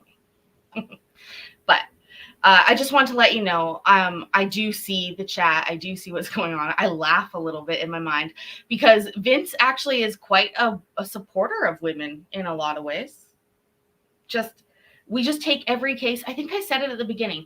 We take every case and judge it on its merits alone. And every single person on the screen is capable of fuckery. And we're here to watch. As it relates to Lauren in this matter. That's correct. Okay. Anything else, Ms. Reed? Just to go over everything one more time so I make sure that what I'm preparing is correct. So plaintiff is awarded sole legal custody. Her request to change domicile to Arizona is granted. For parenting time, the defendant is going to have either our Family Wizard or Zoom calls with the minor child 1 time per week for up to 10 minutes for the first 10 weeks, and then 20 minutes for the following 10 weeks, and then ending in a half an hour. He has to be consistent in those phone calls and video calls, or that time resets. So if he's not consistent in like week 9 and he misses it, he still has to do 10 more weeks of phone calls. And then Not 10, that he'd have to do 10 weeks total, not that he would then have to do 10 consistent weeks, because I don't want to get in a position where he misses a week and then, okay, he's got to be 10. Once he has 10 in, then it would progress to the greater time. He's going to have 10 calls. Okay, we just clarify that with the order. And then once he's graduated to a half an hour of video calls, which should be after 20 weeks of contact. Correct. Then we can schedule through the parties a visit. Is it 1 visit or is it multiple visits for an hour if she's in Michigan or he's in Arizona? It's 1 visit initially to break that ice, and then the court will entertain a motion at that point to expand. Okay. So after the 20 weeks of 1 per week phone call during a break or some other time when the child's not in school, they're going to arrange 1 in-person supervised visit for 1 hour in a public pace, not supervised by Mr. Richardson, but by someone who the child is familiar with. And then the court will entertain a motion to expand parenting time. Then child support is under the formula with the appropriate credit given for plaintiff's payment of the health insurance premium for Lauren. Correct. And then we are dismissing the referee here. Yes. No, I believe I have everything. Okay, Mr. Wines, is there anything that you believe the court has not addressed or have failed to address before we conclude? He has to go down there. You're muted, sir. Oh, I'm sorry, buddy. I don't have no way to Arizona. I'm going to be going back to school and stuff. So, and I work a job in Battle Creek as well. So, okay. Well, what happens is you're going to have to at that point rely upon the plaintiff if she happens to be in Michigan at that particular time. After that, Ms. Cannon, if you are going to be in Michigan after again those 20 phone visits, and the court would simply order that you would have to attempt to facilitate that face-to-face contact that the court has addressed. Yes, Your Honor, I will. Okay. It may be that you're not, if you're not in Michigan for months after that, obviously you don't have to make a special trip to do that. It'd only be, again, because the defendant's not obviously making the trip out to Arizona. So, but if you are here, then we'll attempt to facilitate that. Oh, okay. Okay. Anything else, Mr. Wines? Yeah. When will the visitations for the wizard start? Okay. I guess I will ask at this point, I don't know the party's work schedule, so I'll go to plaintiff first. Ma'am, when would you be able to work out where those video visits would occur? When would, is there a particular day of the week which is better and a particular time? Your Honor, I believe Sunday will be good. That way she'll be free to talk and she can have her own quality time with him on the phone, and I'll make time for that. Okay. Sir, would Sunday work? Yes, if that works for them. Okay. What time, Ms. Cannon, would work for you? There you go. That's good. Sunday around church around 4 p.m. Be Okay. fine. That work for you, sir? 4 p.m. on Sundays? Yes, that works. Okay. Okay. Then you can put, Ms. Reed, you can put that in, that those would occur on Sundays at 4:00 p.m. Okay. Me too. Like I And already how do called I get myself this that. app So that you're talking about? I'm not familiar with it. What? The Family Wizard, I'm not It's familiar. called Our Family Wizard. You can go to the App Store and you can look it up, and then you download it. There is a cost to utilizing that app. You'll have to set all of that up. And then what happens, you can then communicate with Ms. Reed's office as it relates to doing that. What I'll do is I'll order, and you can put this in the order as well, Ms. Reed, because in case they have some difficulties setting this up, et cetera, I'll have that the first visit would be on August 18, 2024. That way, we've got time to set it up and everybody has time to get acquainted with the app. August 18th Yes, August 18th would be the first phone visit, at 4:00, correct? 4:00 p.m. Okay. which time zone? Anything else, Mr. Wines? Which time zone? Could you repeat that? No, that's it. Okay. Anything else as a result of what's happened, Ms. Reed, that we need to address? No, Your Honor. Okay. Ms. Reed, I'll direct that you would prepare that order and submit it for, obviously, for approval and then provide it to the court. All right, thank you. Okay. Thank you both. You're free to go, and I wish you the best of luck, and I hope things get back on, again, a routine and You for can. Lauren's Barb. best interest. Yeah, thank you. Thank you. Free to go. Have a good. You can, Barb. You can. You just click on them. Anyways, guys. Oh shit, my fat face on the screen. No, seriously. I hope you had a wonderful time tonight. We do watch some really heavy shit, but like I said, we judge each case on its own merits right in front of us. Not only that, we do it on a micro level. We judge each person as they're testifying, and we're hard on them. I wouldn't want to be on my show. I'll say that. I wouldn't like to be on my show. That would be probably a bad situation. I don't know. T-Rex. Oh, hey, buddy. How you doing? End of the late night, but we have... How are you? So the decision was mom won, dad lost, but dad was given a path towards contact. Will he take that path? We don't know. But I'm glad that you joined me to hang out about it. What else have we got going on? Tomorrow is the 60K party over on Credence and Mikey, baby, in the evening. So I won't be streaming in the evening. I'll try and do something earlier on in the daytime. And what else? Oh, if you want to see the beginning of this case, go back. It's yesterday. It was called Marital Lawnmower. It started out with a couple other great cases, a few divorces from our funny judge, and then we worked our way into the beginning of this case. Yeah, I think that's it. Also, I hope that y'all had fun today. We really do like court and watching it and all that kind of shit. T-Rex, you're trying to get out of California. California. Hey, I can't. My brain's not working for the tune that I'm trying to sing. Well, be safe. We'll be thinking of you. Also, go check out Mayor on Colin's channel. Oh, also, the announcement is out. I'm in a football pool with Colin and Mikey and Jonathan and a few judges. That's right. I've been contracted, just talking to a judge or two, breaking my own rule. I don't usually talk to judges, just as my own little rule about when I break all their other rules by recording their courts.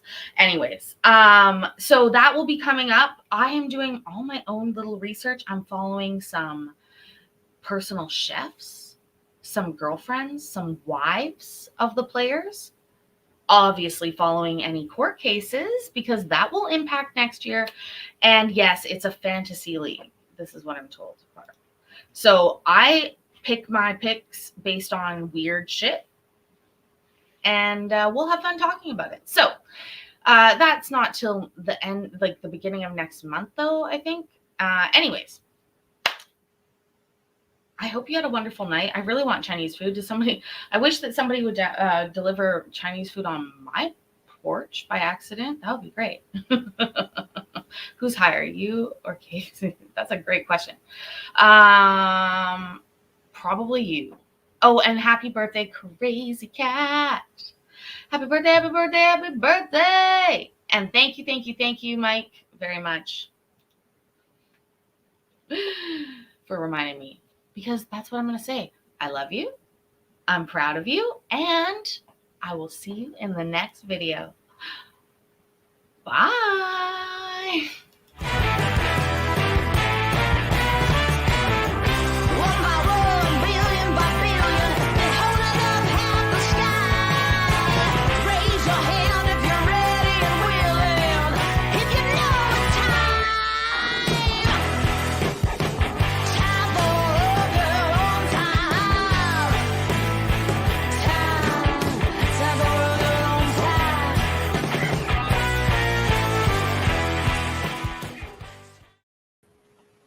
Because of my outro?